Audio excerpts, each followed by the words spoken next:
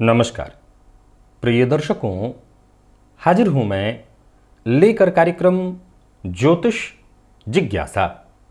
एक ऐसा कार्यक्रम जहां मैं आपकी जन्म कुंडली से संबंधित प्रश्नों का जवाब देता हूं, शांति करता हूं जिज्ञासाओं की जो निरंतर आपके मन में उत्पन्न हो रहे हों। तो चलिए बिना विलंब किए कार्यक्रम प्रारंभ करते हैं। सबसे पहली जिज्ञासा है सचिन कुशवाहा जी की। इन्होंने पूछा है, मेरी पुत्री का जन्म ग्रहण में हुआ है, सूर्य चंद्रमा लग्न में, शनि राहु की दृष्टि से दृष्ट और तुला लग्न, शुक्र लग्नेश 7 अंश 25 कला के हैं, लग्न में ही बैठे हैं और बुध 12वें भाव में अस्त हैं। वैसे तो ग्रहण का दिन कोई ऐसा बुरा दिन नहीं है अगर उस दिन जन्म होता है, पर हां, चाहे वो सूर्य ग्रहण हो या चंद्र ग्रहण, ये बात तो तय है। जैसा कि आपने बताया कि सूर्य चंद्रमा लग्न में बैठे हैं, तो ये अमावस्या का दिन है और इसका मतलब है कि सूर्य ग्रहण के दिन जन्म हुआ है। तो इस अवस्था में अब तो ग्रहण लगा है तो सूर्य पीड़ित हुआ ही और चंद्रमा भी साथ साथ पीड़ित हो गया क्योंकि वो अमावस्या का है। तो ये कहीं ना कहीं जातक के व्यक्तित्व पर अपना गहरा असर तो छोड़ेगा ही छोड़ेगा। मन की अशांति, आत्मविश्वास में कमी, तो इसका सीधा सा मतलब एक ही है कि जातिका की कुंडली को ठीक करने के लिए उसके सूर्य को बल देना। हालांकि अच्छी बात आपने क्या बताई है कि लग्नेश लग्न में ही है, तो लग्नेश लग्न में ही है तो अच्छी बात है। आपने जो बताया है कि उसमें सूर्य की जो स्थिति आप बता रहे हैं वो तुला राशि में बैठे हुए हैं, तो उस अवस्था में वो कहीं ज़्यादा ही पीड़ित हो गए हैं। तो क्योंकि शनि राहु की दृष्टि से इसमें पूरी तरह से आत्मविश्वास में कमी भी, और ज्योतिष शास्त्र के दृष्टिकोण से देखें तो इसको डिप्रेशन का रोग कहा जा सकता है। जातक अथवा जातिका को डिप्रेशन की शिकायत हो तो आत्मविश्वास दिलाने के लिए सूर्य की आराधना कराना, साथ ही साथ रविवार के दिन नमक का उसे त्याग कराना और सूर्य भगवान को अर्घ्य दिलवाना, आदित्य हृदय स्तोत्र का पाठ कराना, ये सभी उपाय अगर इस बच्ची से कराया जाए तो बहुत हद तक संभव है कि सूर्य को बल मिले। और साथ ही साथ प्रत्येक माह की पूर्णिमा को सायंकाल चंद्रमा को दुग्ध से अर्घ्य दिलवाना, ये भी उपाय करवा करके इसके आत्मविश्वास में भी बल लाया जा सकता है और उसके ग्रह को भी बल दिया जा सकता है। दूसरा जो प्रश्न है ये नम्रता जी हैं। इन्होंने पूछा है कि वृश्चिक लग्न और राशि वृश्चिक, लग्न में ही गुरु और चंद्रमा बैठे हैं, तो वहीं दूसरे भाव में मंगल बैठे हैं, तीसरे भाव में शुक्र सूर्य और बुध बैठे हैं, चौथे भाव में राहु बैठे हैं और नवम भाव में शनिदेव बैठे हैं। मेरी कुंडली में गज केसरी योग का प्रभाव मुझे कब मिलेगा, मेरा भाग्योदय कब होगा? देखा जाए तो वृश्चिक लग्न की कुंडली में चंद्रमा भाग्येश होते हैं, वो लग्न में ही आपका कहना है कि बैठे हुए हैं। अब लग्न में होने का सीधा सा मतलब है कि ये नीच राशि में बैठे हैं। हालांकि अच्छी बात यह है कि गुरु के साथ बैठे हैं। पहले तो मैं आपको बता दूं कि भाग्योदय की बात करूं तो चंद्रमा जब भाग्येश होते हैं तो जीवन का 24वां वर्ष भाग्योदय का वर्ष होता है। अब गौर करिए कि आपके भाग्यपति नीच राशि के होकर के लग्न में बैठे हैं, गुरु के साथ युति बनाए हुए बैठे हैं, जो कि बहुत अच्छा है। साथ ही साथ देखा जाए तो गुरु और मंगल ने परिवर्तन भी कर रखा है। मैं एक बात बता दूं कि गज केसरी योग का प्रभाव मिलेगा, जीवन भर मिलेगा। अब चूंकि क्या है कि योग कारक ग्रहों में एक ग्रह नीच का है, फलतः कहीं ना कहीं उसके प्रभाव में थोड़ी कमी तो आएगी ही आएगी। और एक और भी बात समझ में आ रही है कि आपने जैसा लिखा है कि तीसरे भाव में शुक्र सूर्य बैठे हुए हैं, तो सूर्य और चंद्रमा बेहद करीब दिखाई पड़ रहे हैं। चंद्रमा अमावस्या के करीब का पहुंच हो गया है, तो कहीं ना कहीं उससे भी चंद्रमा में कमजोरी आ रही है। शिव जी की आराधना करिए ताकि मन शांत हो और गज केसरियों का भी लाभ उससे मिलेगा। साथ ही साथ अगर देखा जाए तो भाग्योदय का, जैसे मैंने बताया, 24वां वर्ष होता है, भाग्योदय का वर्ष होता है। नवम भाव में आपने बताया है शनिदेव बैठे हैं, जो कि अपने आप में बहुत ही श्रेष्ठ है। नवम भाव में शनिदेव का होना और ऐसे शनिदेव पर देव गुरु बृहस्पति का होना, दृष्टि होना। हालांकि ये महाभाग्यवान योग नहीं है। महाभाग्यवान योग तब बनता है जब शनिदेव स्वगृही हों और उस पर देव गुरु की दृष्टि पड़े, तब महाभाग्यवान योग बनता है। लेकिन फिर भी शनिदेव का भाग्य भावगत होना और शनि की दृष्टि, गुरु की दृष्टि का पड़ना महाभाग्यवान योग के समान ही प्रभाव देने वाला है। अब अलग बात है कि देखना होगा षडबल में कि कौन सा ग्रह, कहीं शनि बहुत ज़्यादा बली तो नहीं पड़ रहे हैं। अगर षडबल में शनि ही सबसे ज़्यादा बली पड़ जाए तो चीज़ें थोड़ी डिले हो जाती हैं। बट मुझे लगता है कि ऐसा नहीं है कि आपका भाग्योदय नहीं हो रहा और चीज़ें नहीं हो रही, सब ठीक ठाक। बस भोलेनाथ की आराधना करिए, शिव मंदिर में जाइए, शिवलिंग पर दूध अर्पित करिए, उससे फायदा मिलेगा। सागर सिंघल जी हैं, इन्होंने पूछा है मेष लग्न कर्क राशि की कुंडली में केतु के नक्षत्र में शुक्र हैं 4 डिग्री, पंचम भाव में, जिस पर मंगल की चौथी दृष्टि, केतु की पंचम दृष्टि और वक्री शनि की सप्तम दृष्टि पड़ रही है, और सप्तम भाव में राहु 27 डिग्री गुरु के नक्षत्र में है और गुरु 11 डिग्री राहु के नक्षत्र में है। नौमांस में गुरु नीच राशि में है, सडबल में गुरु सबसे कमजोर हैं। सुखद दाम्पत्य जीवन के लिए क्या उपाय करना पड़ेगा? सागर जी, गुरु के कमजोर होने से आपके दाम्पत्य पर कोई असर नहीं पड़ेगा, पहले तो मैं ये बता दूं, क्योंकि गुरु का दाम्पत्य से पुरुष की कुंडली में कोई लेना देना नहीं है। गुरु का जो काम है पुरुष की कुंडली में, वो दाम्पत्य कराना यानी विवाह कराना, इतनी जिम्मेदारी है। विवाह के उपरांत संतति दिलवाने में भी गुरु सहयोगी होते हैं, लेकिन दाम्पत्य जीवन में चलने वाले सुख दुख के लिए गुरु का कमजोर होना कोई ज़्यादा मायने नहीं रखता। अगर स्त्री की कुंडली है तो वहाँ गुरु चूंकि पति के कारक होते हैं, फलतः वहाँ पर डिस्टर्ब हो जाएंगे।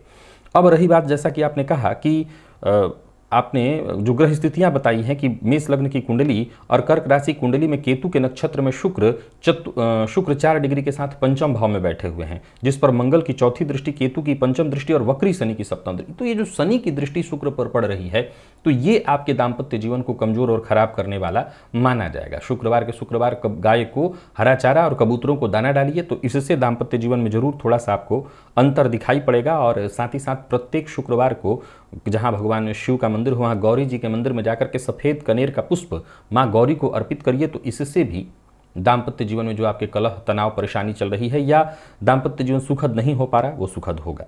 गौरव शर्मा जी का प्रश्न जो है, आइए इनको ले लेते हैं। इन्होंने पूछा है, शनिदेव षष्ठ भाव में मीन राशि में वक्री हों, वह नौमांस में अष्टम में मकर राशि के हों, तब उनको नौमांस में स्वगृही होने का बल प्राप्त होगा या वे नौमांस में अष्टम की स्थिति के कारण कमजोर होंगे? शनिदेव षष्ठ भाव में मीन राशि में वक्री हों, तो शनिदेव षष्ठ भाव में मीन राशि में वक्री हो तो इस लग्न के कारक ग्रह हो गए, बढ़िया है। नौमांस में अष्टम में मकर राशि के हों, तब उनको नौमांस में निसंदेह स्वगृही होना बहुत अच्छा है। देखिए, मैं बता दूं कि आप मेरे कार्यक्रम में एक नहीं कई एक बार सुने होंगे, फिर से सुन लीजिए कि शनिदेव का अष्टम में होना कोई बुरा नहीं है। शनिदेव एकमात्र ऐसे ग्रह, सूर्य और चंद्रमा को अष्टम का दोष नहीं होता जब वो अष्टम पति हों। ऐसा नहीं कि लग्नेश होकर के अष्टम में बैठेंगे तो वो नुकसान नहीं देंगे। शनिदेव ऐसे ग्रह हैं जो आयु के कारक हैं। अष्टम में होने से आयु की वृद्धि तो कर देते हैं, परंतु उनकी दृष्टि द्वितीय भाव पर, कर्म भाव पर और पंचम भाव पर पड़ जाती है। फलतः वहां परेशानी खड़ी हो जाती है। जातक को कार्य क्षेत्र के लिए बहुत संघर्ष करना पड़ता है। बाकी ऐसे अष्टम के शनि को खराब तो नहीं कहा जा सकता, क्योंकि कम से कम वो आयु तो प्रदान कर ही देते हैं, तो आयु के दृष्टिकोण से शनिदेव अच्छे हैं। लेकिन हाँ, अब ये अलग बात है कि थोड़ा सा परेशानी तो जीवन में देखना ही होगा। रही बात, आपने जैसा कहा कि नौमांस में अष्टम की स्थिति के कारण कमजोर होंगे, नहीं, अष्टम के कारण शनिदेव को कमजोर तो वैसे भी नहीं माना जाएगा। आपकी जन्म कुंडली में षष्ठ में बैठे हैं, जो कि शत्रुहंता योग बना। दूसरा, आपने बताया कि नौमांस में स्वगृही होकर के बैठे हैं, तो ये सारे स्थितियों में तो शनि बली ही माने जाएंगे, कमजोर नहीं माने जाएंगे।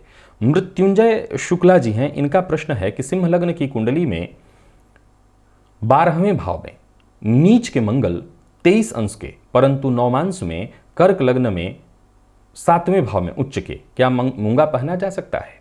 सिंह लग्न की कुंडली में 12वें भाव में नीच के मंगल 23 अंश के, परंतु नौमांस में कर्क लग्न में 7वें भाव में उच्च के, क्या मूंगा पहना जा सकता है? देखिए, एक बात तो तय है कि मंगल आपकी कुंडली में उच्च के समान ही फल दे रहे हैं, तो इसमें कहीं कोई दो मत नहीं कि मूंगा पहना जा सकता है। अब जन्मांक में जो मंगल 12वें भाव में बैठे हुए हैं, तो इसके चलते व्ययाधिक्य की स्थिति तो जीवन काल में आएगी, खर्च की वृद्धि तो होगी, पर फिर भी अगर आप मूंगा पहनने की सोच रहे हैं तो मूंगा की मनाही नहीं कही जाएगी नीच के बावजूद, क्योंकि नौमांस में वो उच्च के हो रहे हैं तो उच्च के समान ही फल देंगे, और सिंह लग्न के कारक ग्रह तो होते ही हैं, तो मूंगा पहना जा सकता है, मनाही नहीं है। अब एक बात हमेशा ध्यान रखिए, जो मैं अपने कार्यक्रमों में सदैव समझाया करता हूं कि रत्न मतलब दवा, रत्न मतलब कोई शौक नहीं।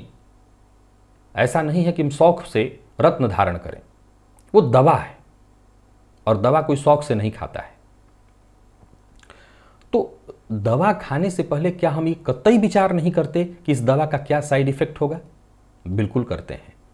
तो ये बात रत्न पर भी लागू होनी चाहिए। कभी ये मतलब मन नहीं कर सकता किसी का कि नहीं, मैं कोई भी रत्न कभी भी पहन लूं। अब आप पहले ये देखिए कि आप सिंह लग्न के हैं, आपके अंदर क्रोध कितना है, आपके अंदर गुस्सा कितना है, आपके अंदर धैर्य की कमी कितनी है, अहंकार कितना है। कहीं ऐसा ना हो कि आपको मूंगा पहनाया जाए और ये चीजें और बड़ी मात्रा में दिखाई पड़ने लगे, तो फिर उस अवस्था में तो मंगल जहर का काम करेंगे, मूंगा जहर का काम करेगा, तो फिर आपको कतई मूंगा नहीं पहनना चाहिए। लेकिन बाकी की परिस्थितियों में जैसा आप मुझसे पूछ रहे हैं, मूंगा पहना जा सकता है, मना नहीं कर रहा हूं। सरिता जी हैं, इन्होंने पूछा है कन्या लग्न में अष्टम भाव में चंद्र मंगल युति पर एकादश भाव में बैठे शनि की दृष्टि का कैसा प्रभाव रहेगा यदि यह स्थिति विस्फोटक है तो।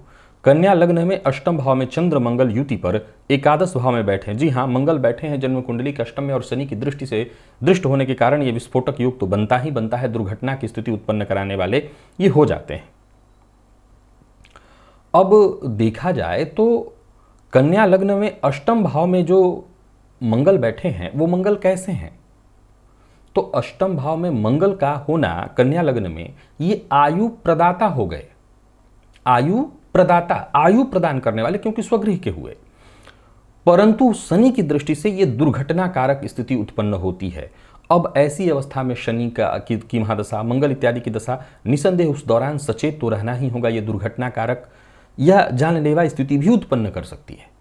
लेकिन चूंकि मैंने क्या कहा कि मंगल ऑलरेडी वहां पर आयु प्रदान कर रहे हैं तो दुर्घटना नहीं कराएंगे। अब कई बार क्या होता है, यह भी विचारणीय तथ्य है कि भाई व्यक्ति की आयु तो बेड पर भी हो सकती है, जान न जाए, अंग कट जाए, अंग भंग हो जाए, कोई रोग हो जाए, कोई परेशानी हो जाए और उसको बेड पर जीना पड़े, तो आयु तो उसकी भी है लेकिन वो किसी काम की नहीं है। तो उस अवस्था में हाँ, ये दुर्घटना कारक स्थिति तो है। ऐसे जातक के जीवन काल में जिसकी कुंडली में ये योग है, उसे सुरक्षार्थ भोलेनाथ की आराधना करना, महामृत्युंजय का मंत्र जप स्वयं से करना या ब्राह्मण के द्वारा कराना, विशेष करके अगर दशा शनि मंगल इत्यादि की चल रही हो या दुर्घटना कारक राहु की दशा चल रही हो तब विशेष रूप से, अन्यथा बाकी डरने की कोई आवश्यकता नहीं है।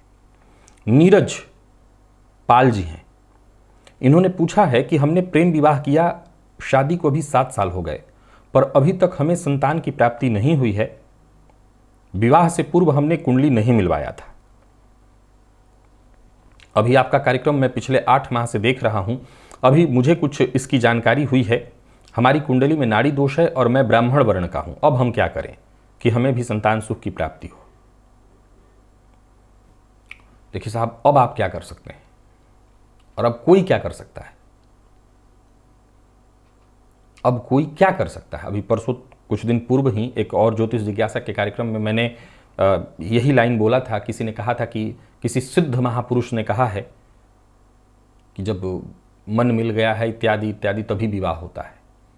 फिर उसके कहीं कमेंट में मैंने पढ़ा था कि पहले तो शायद द्रौपदी जी का उदाहरण किसी ने दिया था कि स्वयंवर होता था अपने मन से। देखिए, मेरे पास तर्क बहुत है, विश्वास रखिए, आपके हर एक प्रश्न का तर्क है और इतना जबरदस्त तर्क कि मैं चुप करा दूंगा, ये मैं दावा करता हूं। लाइन बाय लाइन चुप करा दूंगा अगर कुतर्क भी किए तो, मुझे वो भी आता है। लेकिन अब सोचता हूं बीतते समय के साथ मेरा क्या जाता है। विश्वास रखिए कि यही चीजें आज से 4 साल 5 साल पहले तक मैं खूब उफन करके जवाब इस पर दे रहा था जब लोग इस पर कमेंट करते थे। अब नहीं देता। क्या जाता है मेरा? जिसका जा रहा है वो जाने, मेरा क्या जाता है? फिर एक सवाल खड़ा होता है कि ज्योतिषी होने के नाते मेरा कर्तव्य बनता है। जी बिल्कुल बनता है, जी बिल्कुल बनता है, लेकिन उसके लिए बनता है जो मानने को तैयार हो। जो न मानने को तैयार हो, जो जिरह करे, जो जिद्द करे बेवजह बेवजह, उसके लिए क्या? उसके लिए मैं क्यों अपने आप को परेशान करूं, अपने आप को टेंशन में डालूं?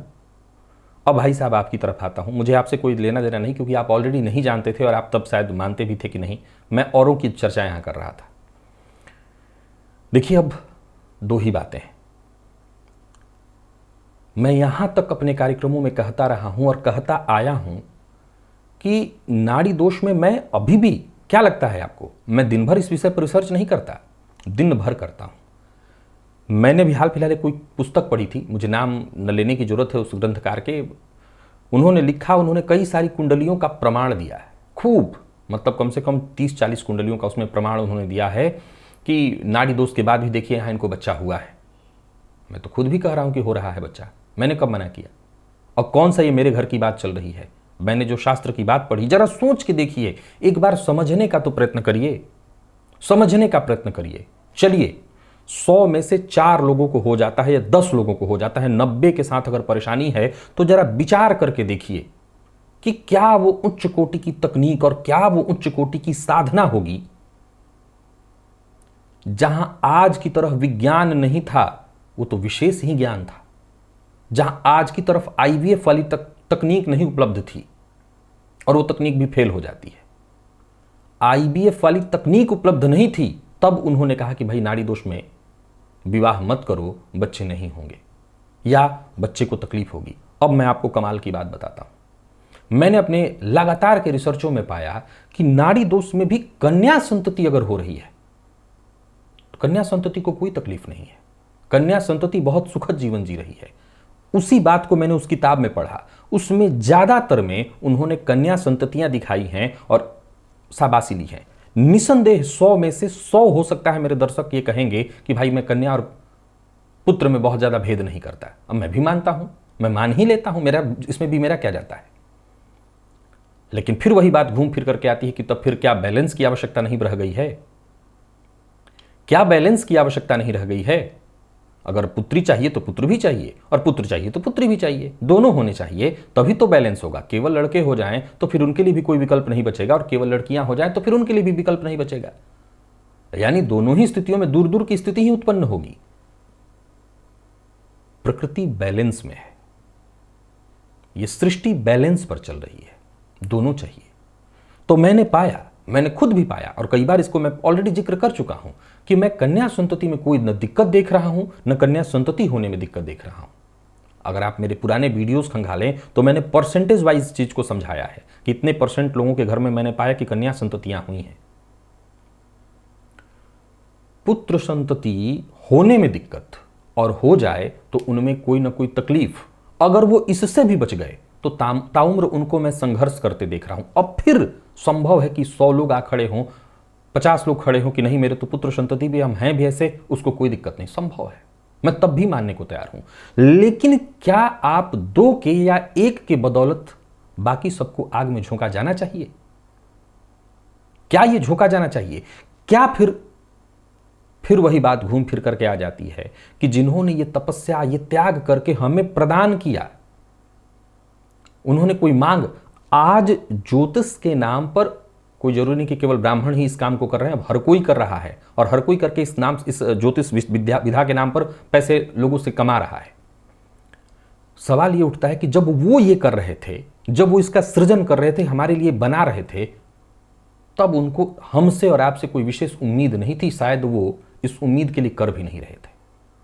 वो अपना सर्वस्व इस पर लुटा सिर्फ इसलिए रहे थे ताकि उनकी आने वाली पीढ़ियां एक ऐसी संतति और एक ऐसे समाज को जन्म दे जो इस देश को, इस धरा को आगे लेकर के जाए।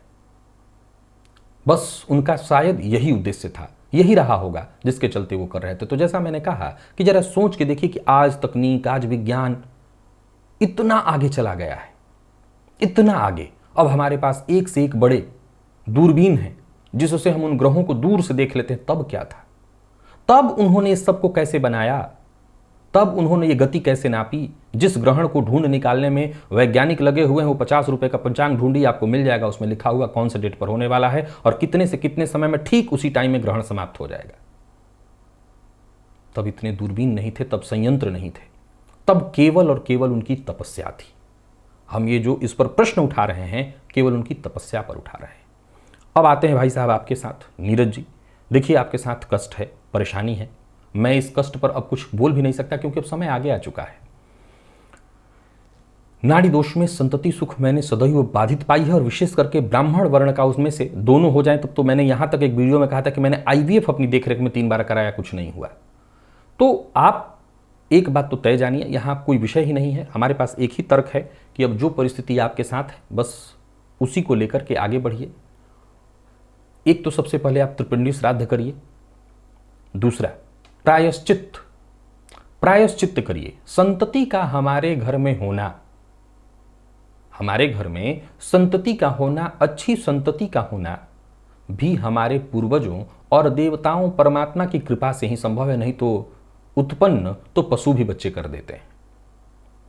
तो उस अवस्था के लिए हमें देवताओं का, पितरों का, ऋषियों का, सबका आशीर्वाद लेना होगा। और वो कैसे होगा?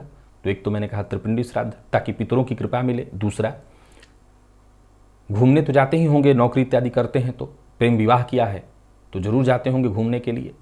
तो जब कहीं घूमने जाते हैं तो घूमने के लिए नहीं, तीर्थ यात्रा के लिए जाइए। हमेशा ध्यान रखिए कि चीज़ें बड़ी सरलता से बदल जाती हैं हमारी सोच से। इस पृथ्वी में जो भी घट रहा है सब कुछ हमारी सोच के बदौलत घटित हो रहा है। अपने लिए खाना बनाने की जगह अगर भगवान का प्रसाद बनाए तो जरा सोच के देखिए, इसमें कुछ नहीं जाता, सोचने भर मात्र से वो भगवान की सेवा हो जाती है। सोचने भर मात्र से क्या कमाल सनातन धर्म बनाया गया है। तो वैसे ही आप घूमने के लिए नहीं, तीर्थ यात्रा करने के लिए तीर्थ यात्रा वाली जगहों पर जाइए, घूम भी लीजिएगा। आप तीर्थ यात्रा करने जाइए। तो जब जब कोई ऐसा समय आपको मिलता है, महीने में 2 महीने में, तो समय निकालिए और सपत्नीक जहां जहां कहीं भी, भारतवर्ष अद्भुत है ये धरा, ये भारतवर्ष, जहां जहां आपको तीर्थ जगह के पता है वहां जाइए। वहां की नदियां, कुंड इत्यादि हर जगह विद्यमान है। स्नान करिए पूरी श्रद्धा के साथ और मांग करिए सिर्फ एक, मुझे संतति सुख चाहिए। उनकी कृपा हो जाए तो जरूर कुछ न कुछ मार्ग निकल आएगा। तो मेरा ये कहा मान लीजिए, रास्ता इससे मिल सकता है। गेम चेंजर, देखिए मैं आपके प्रश्न को इसलिए नहीं लिया हूं कि इस प्रश्न में कोई बहुत ऐसा कुछ मुझे बताना ही था, लेकिन मैं पिछले 2-4 बार से इस प्रश्न को देख करके हटा रहा था। आप अपना नाम लिखिए, आप कौन है अपना नाम लिखिए यहां पर प्रश्न के साथ। मेरी कुंडली कुंभ लग्न की है, लग्न में राहु एकादश में, शनि ने द्वादश भाव को पाप कर्तरी योग लगा रखा है, तो क्या यह भक्ति प्रदान करेगा? मेरी कुंडली कुंभ लग्न की है, लग्न में राहु एक और एकादश में शनि ने द्वादश भाव को पाप कर्तरी योग में लगा रखा है। तो ठीक है, आपकी कुंडली कुंभ लग्न की लग्नपति लाभ भाव में बैठे हैं और धनुराशि में बैठे हुए हैं। मैं आपको बता दूं कि भक्ति के लिए 12वां भाव मोक्ष का भाव है। भक्ति के लिए, धर्म करने के लिए जन्म कुंडली के 9वें और 5वें भाव को देखिए। इन भावों में अगर बल है, गुरु में बल है, तो बिल्कुल भक्ति हो सकती है। 12वें भाव के पाप कर्तरी योग में होने से ऐसा बिल्कुल नहीं हो सकता कि आप धार्मिक नहीं रहेंगे। इसमें कुछ सोचने की आवश्यकता नहीं। तो जन्म कुंडली के 9वें और 5वें भाव को उसके लिए देखिए। प्रवीण असवाल जी ने पूछा है कि मकर लग्न में शनि और बुध 12वें भाव में, सूर्य से अस्त, लग्न में शुक्र राहु की युति और गुरु 6वें भाव में, तो भाग्य और स्वास्थ्य कैसा रहेगा? मकर लग्न में शनि और बुध 12वें भाव में, तो लग्नपति 12वें भाव में जाकर के बैठे हैं, तो सीधी सी बात है तो धनु राशि में, लेकिन 12वें में जाकर के बैठे हैं, तो सीधी सी बात है कि जीवन में अवयोग के कारण संघर्ष तो होगा ही होगा। और सूर्य से अस्त, लग्न में शुक्र राहु की युति और गुरु 6वें भाव में, तो भाग्य का कारक जाकर के जन्म कुंडली के बैठ गया 6th में और भाग्यपति जाकर के जन्म कुंडली के 12वें में। तो हालांकि लग्नेश के साथ हैं पर 12वें में बैठे हैं, तो भाग्यपति का 12वें में, भाग्य कारक का 6th में होना, हालांकि दृष्टि संबंध बन रहा है तो ठीक है, भाग्य का साथ मिलेगा, लेकिन अब जीवन में संघर्ष तो हो ही जाएगा।